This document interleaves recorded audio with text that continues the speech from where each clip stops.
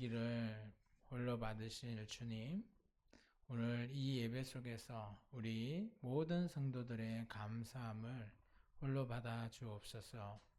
또한 오늘 예수를 믿지 않는 자들에게 그들에게 전하는 감사 또한, 또 그들에게 복음을 전할 수 있는 감사 또한, 또 우리가 한낱 일개 연약한 정말 자녀로서 예수를 몰랐던 때를 기억하며 정말 지금은 얼마나 감사한지, 또 매일매일 삶에 우리의 일상 속에서 아프지 않고 이렇게 고통당하지 않고 아버지 하나님 앞에 예배할 수 있어 너무 감사합니다. 오늘 2020년도 추수감사절을 정말 주님 앞에 기쁨으로, 정말 즐거움으로, 또 자발적인 마음으로 함께 하기를 원합니다. 아버지 하나님께서 이 모든 예배, 모든 것들을 다 주관하시고 다 우리의 속속히 우리의 마음의 중심까지도 주님께서 아시오니 오늘 이 예배를 주님께 온전히 드립니다. 주님, 오늘 이 예배 기뻐 받아 주옵소서. 우리 생명나무 모든 성도들 마음이 주님과 연합하여 합한 마음으로 함께하여서 주님의 기쁨이 되기를 원합니다. 주님, 오늘 이 시간 주님을 만나고 또 주님의 말씀으로 깨달아지고 또 주님의 뜻이 무엇인지 우리가 올바르게 알아서 나아갈 수 있기를 원합니다. 정말 주님이 바라는 것, 주님이 원하는 것, 내가 원하는 것이 아니라 주님이 원하는 것의 삶으로 우리가 살아갈 수 있게 도와주옵소서. 예수님 이름으로 감사하며 기도합나이다. 아멘. 할렐루야. 죄송합니다. 목이 갑자기 메이네요. 우리 앞사람, 옆사람, 뒷사람과 인사합니다. 주님의 이름으로 사랑하고 축복합니다.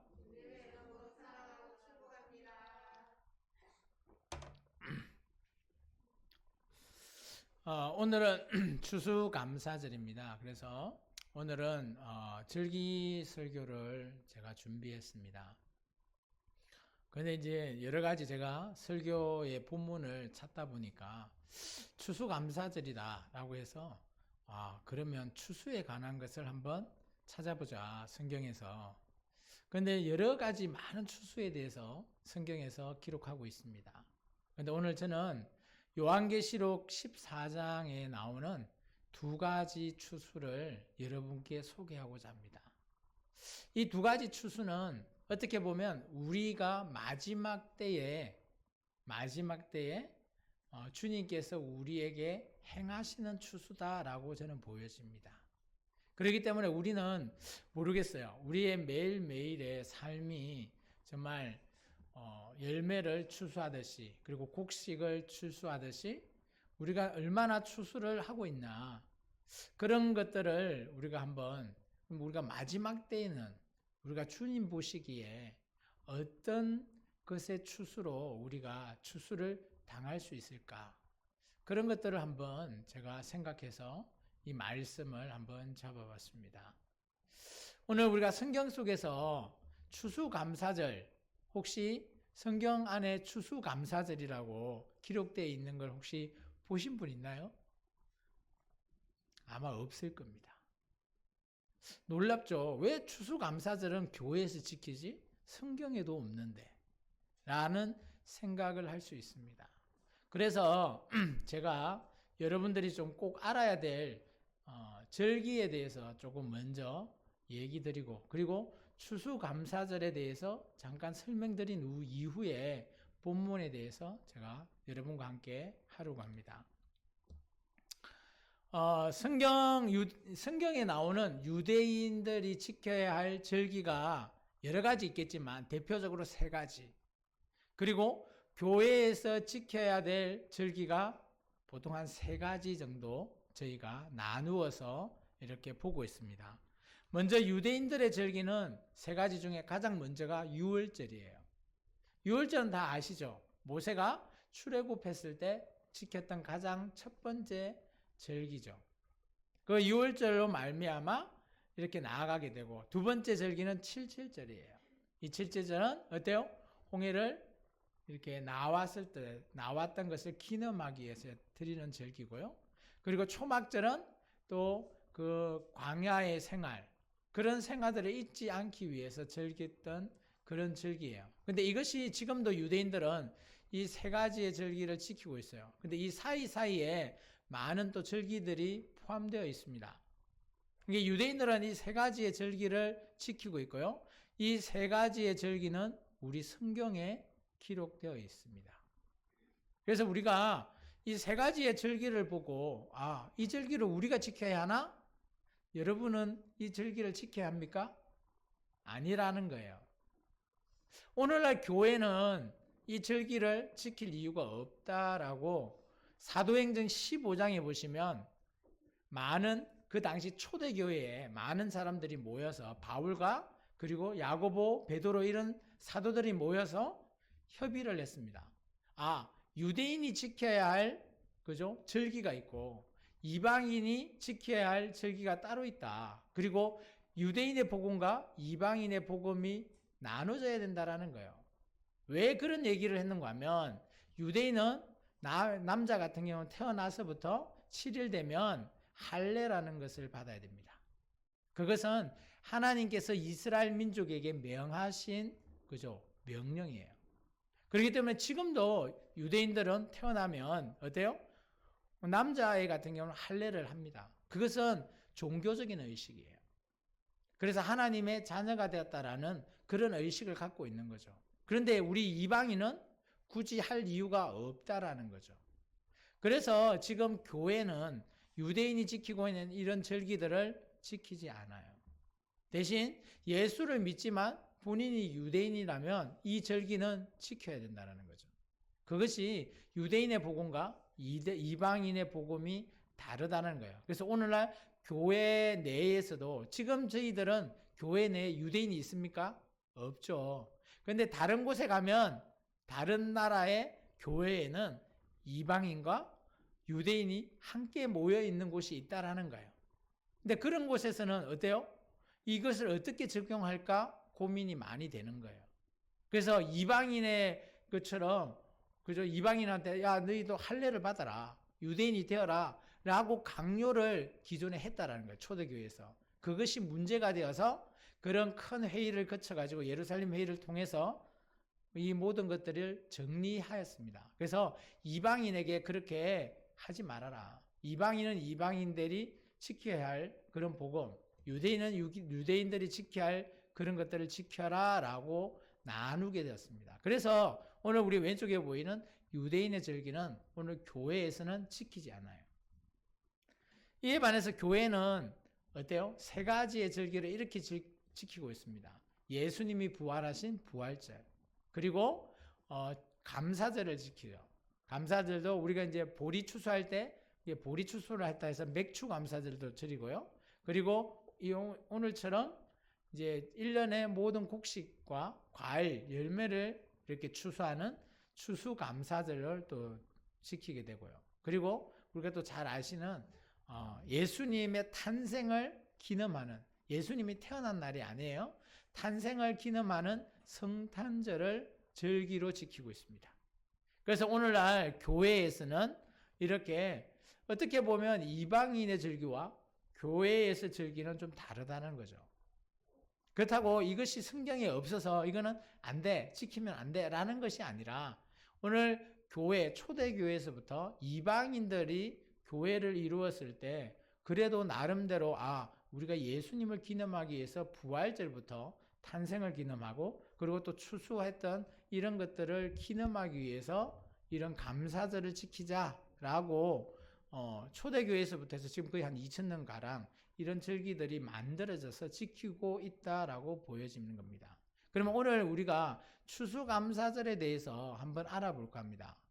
그러면 이 추수감사절을 왜 교회에서 지킬까? 궁금하시죠? 아시는 분 있으신가요? 아마 계시죠? 죄송합니다. 목소리가 안 돌아오네요.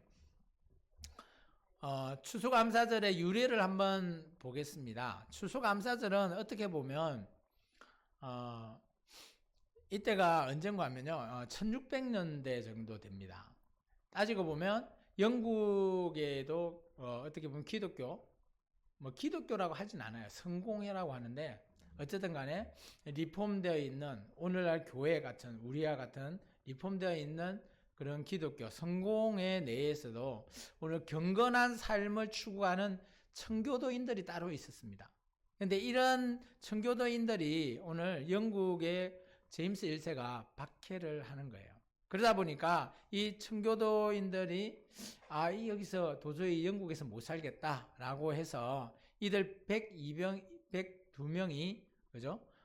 메이플라워를 타고 65일간 항해해서 도착한 곳이 지금의 미국, 아메리카 대륙입니다. 그쪽에 도착하게 되죠. 근데 그 한 60 며칠 동안 배를 타고 운행하다 보니까 어떨까요? 이때가 또 겨울이에요. 그러다 보니까 추위와 굶주림, 질병, 배멀미 이런 걸로 말미암아서 사람들이 좀 죽게 되고요. 그리고 나서 하여튼 우여곡절 끝에 도착했는데 그곳에 도착했는데도 그때가 겨울이다 보니까 어떨까요? 아무것도 먹을 것이 없습니다. 혹독한 추위, 질병, 배가 고프죠. 기아 이런 걸로 말미암아서 고통을 겪다 보니까 그해 겨울에 거의 102명 중에서 44명이 죽어버려요. 그리고 나서 그 다음에 봄에 그래도 그쪽에서 아메리카 하면 콜럼버스 생각나시죠? 그때 인디언들도 있고요. 그죠? 이제 그런 인디언이 오늘 이 청교도에게 그죠? 곡식이나 이런 그 종자를 줘서 그들이 씨를 뿌리고 그리고 그들이 그곳에 살 수 있는 농사 짓는 법이나 사냥하는 법을 이렇게 가르쳐 줘 가지고 그의 가을 이게 그 도착해서 그 다음에 가을에 풍성하게 수확을 맺었을 때 오늘 이 청교도인들이 인디언을 초대해 가지고 같이 어때요? 과일과 채소를 이렇게 풍성하게 놓고 먼저 하나님께 감사하고 그리고 음식을 나눠서 먹었다 라고 해서 추수감사절의 시작인 유래가 이것에서 시작이 되었다라고 보통 여기고 있습니다. 그래서 추수감사절의 정신은 어떻게 보면 우리 성경에 나오는 제사의 마지막인 화목제와 일맥상통한다. 또 화목제는 어디와 또 연결이 됩니까? 예수님이 우리를 위해서 화목제물이 되셨잖아요.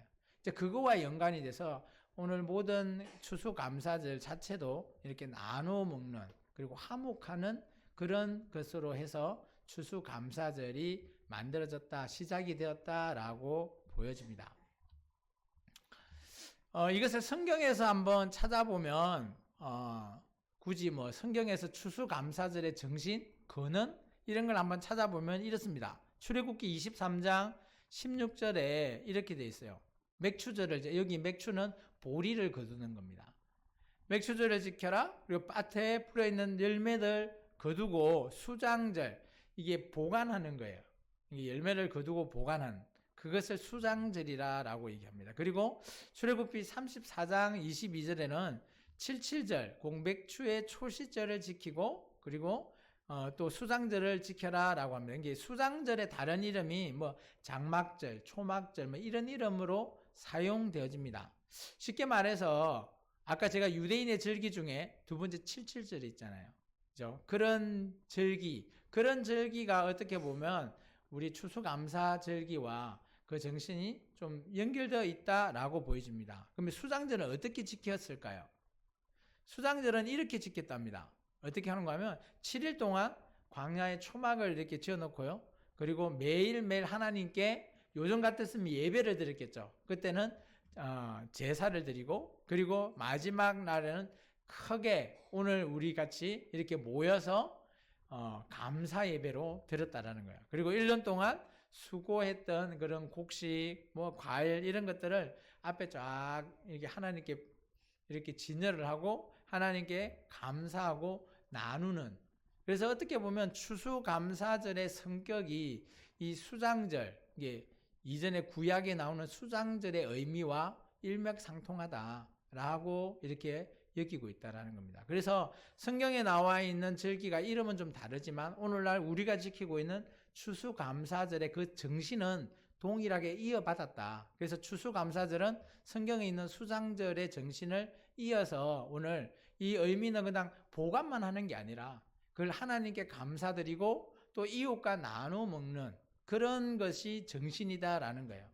그래서 우리가 작년까지만 해도 이 지금 올해는 강단 앞이 좀 썰렁하잖아요. 작년까지만 해도 저희가 그래도 감사로 이렇게 뭐 여러 가지 놓고 하나님께 정말 이런 우리는 농사를 안 지니까 그래도 뭐 하나님께 감사할 수 있는 것을 좀 놓고 그래도 이렇게 강단을 장식하고 해가지고 하나님께 정말 감사하고 또 마지막에 예배 끝나고 나서 우리 성도들에게도 나눠주고 또 이웃에게도 좀 나눠주고 아시는 분에게도 나누면서 저희 생명나무 교회는 추수감사절 절기를 지냈어요. 근데 올해는 좀 여건이 너무 안 돼서 너무 안타깝고 어떻게 보면 너무 서운합니다. 저의 입장에서도. 뭐 우리가 뭐 매년 추수감사절 이렇게 오면서 많이 풍성하진 않았지만 그래도 이렇게 준비하고 또 그것을 예배 끝나고 나서 나누고 이럴 때 너무 기쁘더라고요. 이제 그런 마음들이 어떻게 보면 성경의 수장절 그리고 오늘날 교회가 지키는 추수감사절의 정신 그런 정신이다라고 저는 보여집니다. 그래서 여러분도 물론 오늘은 제가 여러분한테 나눠줄 게 별로 없어요. 아쉽지만 많이 나눠주고 하고 싶은데 그렇게 여건도 좀 안 되고 해서 정말 죄송합니다. 내년에는 우리가 백신이 나오고 해서 정말 전도가 좀 많이 되고 하면 정말 기쁘게 하나님께 같이 강단도 장식하고 또 이웃에게도 이런 장식된 거를 나눠주고 여러분도 같이 먹고 저도 먹고 그래서 정말 풍성하게 나누면서 하나님께 감사하는 그런 추수감사절 보냈으면 좋겠습니다. 아멘. 감사합니다. 그러면 이제 오늘 이제 본문으로 추수감사절 한 가지 더요. 이들이 그러면 추수감사절을 어떻게 감사를 했냐 이런 고백이 담겨 있는 말이 있어서 제가 좀 적어왔어요. 우리 보이시나요? 앞에? 잘 보이나요? 그럼 우리 같이 한번 읽어볼까요? 이것은 청교도인들이 추수감사절을 이렇게 드릴 때 하나님 앞에 이렇게 드렸을 때 그들의 고백입니다. 시작. 우리는 대서양을 건너와 여러 친구들을 잃었다. 그러나 하나님은 우리에게 기대했던 것보다 많은 것을 주셨다. 하나님의 은혜에 감사하며 첫 열매를 그분에게 드린다. 이게 이들이 정말 너무 감사해서 우리가 많이 잃고 속상하고 하지만 또 우리가 이렇게 뿌렸는데 너무 기대했던 것보다 많이 거둔 거예요. 그래서 청교도인들이 하나님께 정말 감사해서 그 첫 열매를 드린다라고 해서 드리는 그런 의미를 갖고 있습니다. 그래서 저는 생명나무 교회가 이제 한 3년 됐는데 저도 이렇게 이제 이 청교도인들의 고백을 제가 잠깐 말로서 한번 적어봤습니다.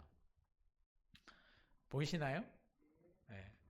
같이 한번 읽어볼까요? 시작. 지난 3년 동안 이곳에서 예배할 수 있는 여건을 만들어주신 하나님께 감사드리며 코로나로 인해 힘들고 어려워도 한결같이 우리와 함께 하시는 하나님께 감사드리며 이 위기 속에서도 변함없는 믿음을 주신 하나님께 모든 감사와 영광을 올려드립니다. 아멘. 저는 이렇게 한 주간 또 한 해 또 내년 추수감사 때까지 이렇게 여러분이 함께 하나님께 감사했으면 좋겠습니다. 그러면 이제 성경의 말씀으로 한번 돌아오겠습니다. 우리가 좀 전에 읽었던 성경에 보면 하나님이 원하는 마지막 추수는 무엇일까요? 우리가 14절에서 20절까지 읽었는데 그것은 두 가지 추수를 얘기하고 있습니다. 14절에서 16절은 알곡 추수예요. 곡식을 거두는 추수. 여기 보면 14절에 구름 위에 인자라고 하신 분이 내려오시는데 그분이 누군가 하면 예수님이에요. 그분이 내려오셔서 땅의 곡식을 다 15절에 보면 다 익을 때까지 거둔다는 겁니다. 그러니까 우리가 어떻게 보면 이 곡식이 알곡이죠. 알곡. 오늘날 우리에게 말하면 성도입니다. 그러니까 쉽게 말하면 성도는 이 땅에서 어떻게 된다고요? 곡식이 다 익을 때 누가 거두신다고요? 예수님이 거두신다고요. 아까 수장절 의미 기억나시죠? 곡식을 거둬서 보관하는. 그래서 예수님이 오늘 우리와 같은 알고 곡식이 그냥 뭐 쭉쟁이 이런 걸 거두는 게 아니라 다 익은 그런 열매로 우리가 꽉 찼을 때, 속이 꽉 찼을 때 거두신대요. 그래서 예수님이 이때를 뭘 하신다고? 마지막에 천국 심판을 하신다는 거예요. 이것은 오늘날 성도들의 마지막 추수이기를 원합니다. 알곡 추수. 이에 반해서 세상 사람들도 추수를 당한다라는 거죠. 그들은 포도 추수를 당해요. 17절에서 20절 우리가 좀 전에 읽었지만 이들도 다 익는데요. 포도송이가 다 익었어요. 그런데 이 포도송이 다 익은 것을 어디에 넣는가 하면 포도주를 짜기 위해서는 틀에 넣어야 되잖아요. 그런데 그 틀이 어떤 틀인가 하면 하나님의 진노의 큰 포도주 틀이래요. 그럼 진노라는 단어가 들어있기 때문에 하나님께서 원하시지 않는 추수라는 거예요. 그래도 이들에게 추수를 할 수밖에 없다라는 거죠. 그래서 이것은 지옥에 대한 심판이라는 겁니다. 그래서 성도가 당해야 될 심판과 그리고 성도가 아닌 자가 당하는 심판이 명확하게 나눠져 있는 게 요한계시록 14장의 말씀이란 거예요. 그렇다면 우리 곰곰이 한번 생각해 보십시오. 우리는 알곡 추수를 당해야 되잖아요. 그죠? 근데 나는 곡식보다는 포도가 좋아. 뭐 그렇게 할 수 있는데 이것은 어떻게 보면 비유예요. 쉽게 말하면 우리는 어때요? 하나님 앞에 자녀로서 열매를 맺어야 되는 건 맞습니까? 그래서 어떤 열매를 맺어야 되죠? 지금 좀 전에 제가 설명드렸죠. 꽉 차 있는 다 익은 열매로 우리가 살아가야 된다는 거예요. 우리의 삶은 하나님 보시기에 쭉쟁이가 아니고 뭐 설익은 이렇게 저도 농사를 안 지봐서 모르겠지만 농사 지으시 보시는 우리 어르신들은 잘 아시죠? 이게 추수할 때 그죠? 꽉 차 있는 것들하고 쭉쟁이하고 다 눈에 보이잖아요. 그죠? 근데 꽉 차 있으면 그게 나중에 탈곡해서 이렇게 방아찌우면 정말 튼실한 그런 알곡이 되는 거죠.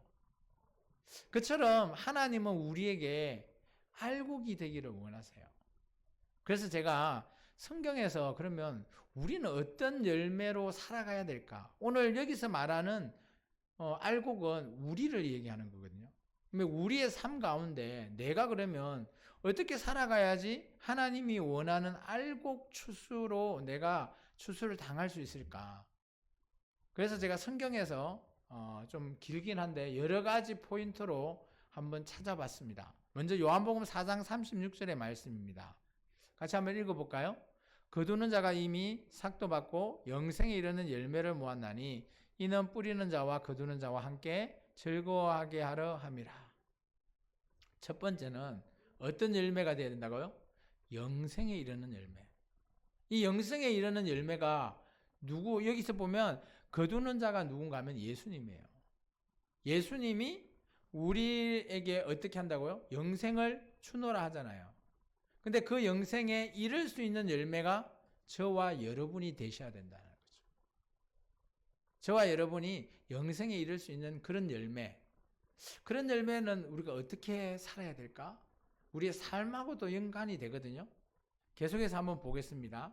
그렇다면 우리가 또 하나님 앞에 어떤 모습으로 열매를 맺어 나가야 될까? 로마서의 바울은 이렇게 얘기하고 있습니다. 6장 22절에 이제는 너희가 죄로부터 해방되고 우리가 예수님으로 말미암아 죄로부터 해방되었잖아요. 그리고 하나님께 이제 종이 되었어요. 우리가 하나님을 주님이라 하니까 우리가 종이 되었잖아요. 그래서 이제 어떻게 그것은 끝이 아니라 어디까지 가야 된다? 거룩함에 이르는 열매를 맺었대요. 그러면 우리의 삶이 어떻게 해야 된다? 거룩. 혹시 구약의 레위기 성경에 보면 거룩이라고 하는 단어가 있어요. 거룩은 어떨 때 쓰는 의미죠? 그냥 여러분이 생각하는 거룩은 어떤 거룩입니까? 레이기에서 말하는 거룩하고 우리가 보통 생각하는 거룩은 좀 달라요. 우리가 일반적으로 생각하는 거룩은 어떠죠? 뭐 거룩하게 이렇게 이게 신실하게 뭐 이렇게 우리는 생각하잖아요. 근데 성경에서는 거룩을 어떻게 의미를 얘기하는가 하면 정하다, 부정하다 할 때 정한 사람을 거룩이라 그래요. 정한 사람.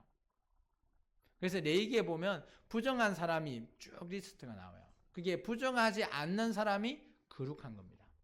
그래서 거룩한 열매가 우리가 맺어야 된다는 거죠. 그래서 우리가 죄에서 해방되고 하나님의 종이 되었으니까 이제는 어떻게 살아야 된다? 거룩하게 사셔야 돼요.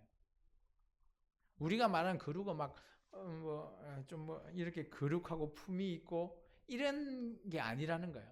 우리의 삶이 주님 보시기에 정한 삶을 살아라. 그게 거룩입니다.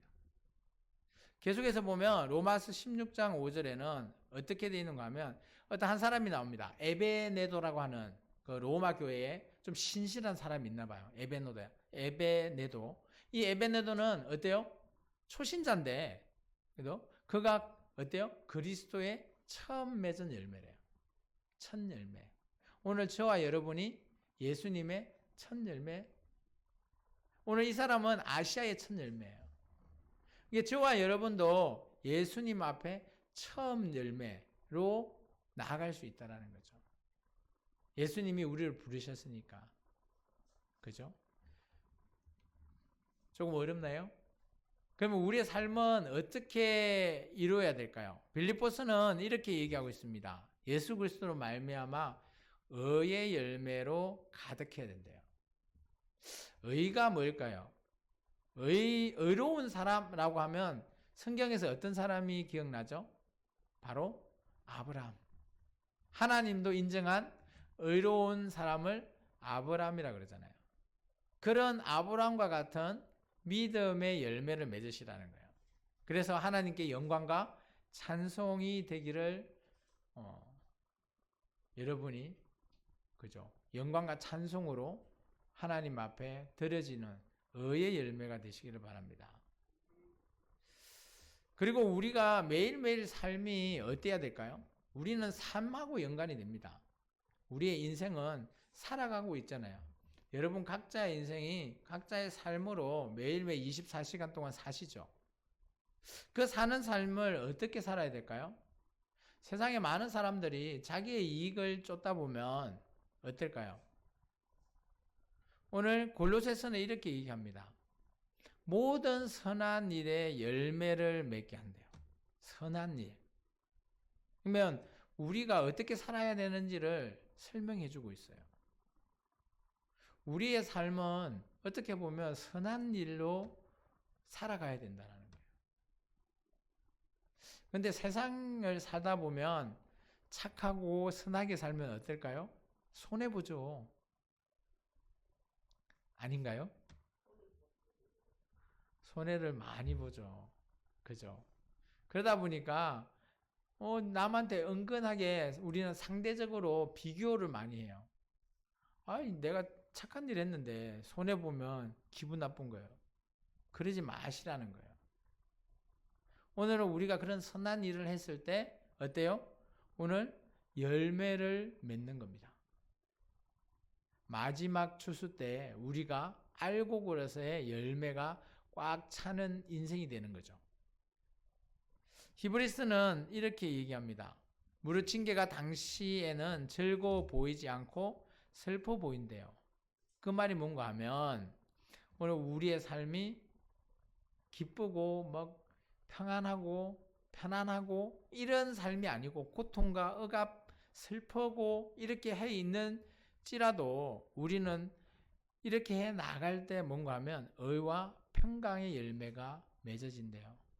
여기서 징계라고 하는 단어에서 보통 비유로 이런 얘기를 드립니다. 조개 있잖아요, 조개. 잘 아시죠, 조개. 조개가 가만히 냅두면 그냥 조개로서의 살만 차요. 근데 그 조개가 중간에 상처를 입으면 어때요? 진주에 걸려서 진주알이 생긴다라는 거예요. 상처를 계속 어때요? 상처를 낫게 하기 위해서 고통, 보면 슬픔 이런 건 있지만 그거를 계속 내 뿜음으로써 우리가 원하는 정말 고가의 아름다운 진주가 만들어진다는 거예요. 오늘 우리가 어떤 열매를 맺어야 된다라고 히브리서 말하고 있죠? 그런 의와 평강의 열매. 그러면 의와 평강의 열매를 맺을 때는 조건이 어떠죠? 마냥 기쁜 게 아니에요. 내가 슬프고 내가 즐겁지 않더라도 주님의 사명, 주님의 명령을 지켜나가면 우리가 이런 열매를 맺을 수 있다라고 히브리서는 얘기하고 있어요. 이 당시에 유대인들이 정말 예수 믿다가도 유대교로 돌아가는 사람이 너무 많았어요. 왜냐? 삶이 너무 힘든 거예요. 왜 그런가 하면 이 예루살렘은 정치 종교 도시라서 내가 예수 믿노라 출교를 해버리면 이 사람은 취급도 구할 수 없어요. 뭐 물건도 제대로 못 사요. 정치적, 종교적으로, 경제적으로 모든 것들이 다 막아버려요. 그러다 보니까 어때요? 늘 가난하고 늘 힘들고 배도 굶고 그런 상황에서 내가 예수 하나 믿는 것 그것만 의지해 나가는 거예요. 그래서 오늘 여기 보면 즐거워 보이지도 않죠. 예수 믿는 것 때문에. 슬퍼 보이죠. 그렇지만 하나님 보시기에는 뭐예요? 이런 연단이 의와 평강의 열매라고 말하고 있어요. 그래서 우리가 예수 믿는 거로 오늘날 우리는 이런 상황이 아니에요. 우리가 예수 믿노라 한다고 이렇게 고통받나요? 안 받잖아요. 그래서 이런 고통으로 말미암아 우리가 의와 평강의 열매를 맺을 수 있다라고 말하고 있어요.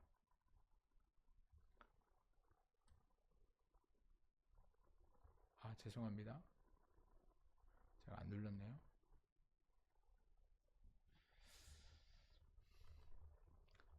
에베소서 5장 9장에는 우리에게 빛의 열매가 되래요. 빛의 열매. 빛은 세상에 그리스도는 어때요? 세상의 빛이다 라고 얘기했잖아요. 이 빛의 열매는 어떻게 살아가야 할 때 빛의 열매가 된다? 뒤에 나오죠. 착하고 의롭고 진실하게 살 때 빛의 열매가 된대요. 이게 어둠과 거짓 이런 것과 반대되는 겁니다. 그래서 우리가 빛의 자녀잖아요. 맞습니까? 우리가 빛의 자녀면 우리의 삶이 늘 착해야 되고요. 의로워야 되고요. 그리고 진실해야 돼요. 정직해야 된다는 거예요. 성경은 늘 이 단어를 우리에게 지켜라고 해요. 그런데 우리가 이런 단어를 지키기가 쉽지가 않아요. 솔직히. 저 또한 마찬가지입니다. 그런데 성경은 이런 단어를 여러분이 그죠? 지킬 수 있기를 원한대요. 오늘 아까 말했지만 마지막 추수 때 이걸 바라보신다는 거죠. 계속해서 보면 히브리서 13장에는 어때요? 우리의 입술이 열매가 된대요. 성경에서도 여러 가지 우리에게 충고를 합니다. 그 중에 하나가 입이에요. 입. 우리의 입을 통해서 우리가 내뱉는 말이 그죠? 악이 될 수가 있죠. 그런데 여기서는 어떻게 해라? 우리의 입이 내뱉는 것이 항상 하나님 앞에 찬송이 되래요. 그래서 여러분이 늘 살 때 살아가면서 찬송을 중얼중얼 하시죠? 안 하신가요? 저도 모르게 어떤 이렇게 일을 하다 보면 저도 모르게 갑자기 이게 찬송의 멜로디가 막 입에 맴돌고 이럴 때도 있어요. 예, 그게 그냥 오는 게 아니라는 거죠. 우리의 입술에 열매 맺는 겁니다. 그런 찬송이. 그래서 우리가 하나님 앞에 그저 찬송을 잘해라는 게 아니에요. 그냥 우리가 하나님 앞에 이렇게 찬송을 드리면서 입술의 열매를 맺으라는 거예요. 마지막으로 가장 중요한 우리가 꼭 지켜야 될 9가지 열매. 그게 성령의 9가지 열매입니다. 사랑과 희락과 화평과 오래 참음과 자비와 양선과 충성과 온유와 절제. 여기서 어려운 단어 없으시죠? 사랑, 희락은 기쁘고 즐거운 겁니다. 화평, 그냥 평화입니다. 평화. 그리고 오래 참음은 인내하는 거죠. 그리고 자비, 이렇게 베푸는 거고요. 양선은 선을 취하는 거예요. 이게 선한 삶 아까 나왔잖아요. 우리 모든 건 착하고 선하라. 그게 양선입니다. 충성은 여기서 좀 나아가서 이 원어를 보면 믿음입니다. 믿음. 충성은 믿음. 그리고 온유, 절제 다 아는 단어잖아요. 이런 9가지를 통해서 우리가 어떤 열매를 맺는다고요? 성령이 원하시는 열매를 맺는 거예요. 나중에 계시록하고 맺어보면 알곡이 된다라는 겁니다. 알곡. 그래서 다시 한 번 더 정리하면 하나님이 원하시는 열매 보시면 첫 번째 영생의 열매, 두 번째 우리가 거룩해야 돼요. 거룩함의 열매, 세 번째 우리가 처음 열매, 그리고 네 번째 우리가 의의 열매를 맺어야 되고요. 다섯 번째는 어때요? 선한 일, 선한 일로서 열매를 맺어야 되고요. 그리고 의와 평강의 열매, 그리고 어때요? 빛의 자녀로서의 빛의 열매, 그리고 입술로서의 열매, 이런 모든 것들을 통합된 것이 뭐다? 성령의 9가지 열매입니다. 그래서 우리가 하나님 앞에 알곡으로 추수당할 때 우리의 삶이 어떻게 하고 있어야 된다고요? 이거 다 지키기 어렵다면 이 중에 마지막 성령의 9가지 열매도 잘 지키고 있다면 그게 아마 하나님 보기에 알곡이 될 수 있습니다. 제가 방금 얘기하는 건 너무 어렵다. 못 지킬 것 같아. 그러면 여러분이 보시고 나 이거 하나 꼭 지킬 수 있어. 나 착하게 살 수 있어. 거짓말 안 하고 정직하게 살 수 있어. 그거 하나만 붙드셔도 하나님이 여러분을 알곡으로 추수하실 거라고 저는 믿습니다. 그래서 한 번 더 강조하면 성령의 9가지 열매는 사랑, 희락, 화평, 오래 참음, 온유, 충성, 양성, 자비, 절제. 근데 정말 중요한 거는 이걸 어떻게 해야 돼? 이거 알고만 있는 게 아니라 이걸 우리가 어떻게 해야 된다고요? 우리의 일상에서 실천해야 되는 거예요. 정말 중요한 건 이것은 우리가 실천이에요, 실천. 이건 알고만 있는 게 아니라 열매를 맺는 게 뭐예요? 우리가 살아가는 거예요. 벼가 그냥 모신기 하고 나서 이게 막 그냥 막 이렇게 열매가 맺어요? 아니잖아요. 중간에 물도 대줘야 되고 막 뭐 병충해도 해야 되고 그 햇빛도 받아야 되고 그렇게 해야지만이 어때요? 나중에 곡식이 그죠? 50배, 100배 이렇게 많이 열리잖아요. 그렇게 열릴 수 있는 것이 뭘까요? 그 과정이잖아요. 오늘 우리도 이런 성령의 열매는 우리의 삶의 과정이에요. 그래서 우리의 일상의 실천을 하시라는 거예요. 정말 중요한 거는 우리가 살아가는 삶에 이런 것을 적용해서 실천할 때 우리가 정말 하나님이 원하는 알곡이라고 하는 그런 열매로 나아갈 수 있다는 겁니다. 기도하겠습니다. 주님 감사합니다.